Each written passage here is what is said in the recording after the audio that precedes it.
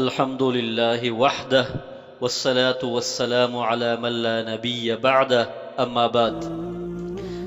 زما ګران ورونو، خويندو او ملګرو، زمنګ د مور او پلار لومړیتوب زمنګ د ژوند په هر برخه کې اسانتیاوي ده.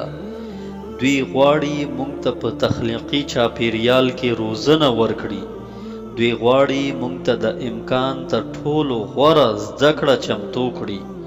دوی حتی خپل ژوند په مونږ تحمیلوي، خو پوښتنه دا ده چې آیا مونږ کولی شو د دوی احسانونه بیرته ورکړو؟ ځواب یې دی نه، مګر مونږ څه هڅه کولی شو. وقل رب ارحمهما كما ربياني صغيرا.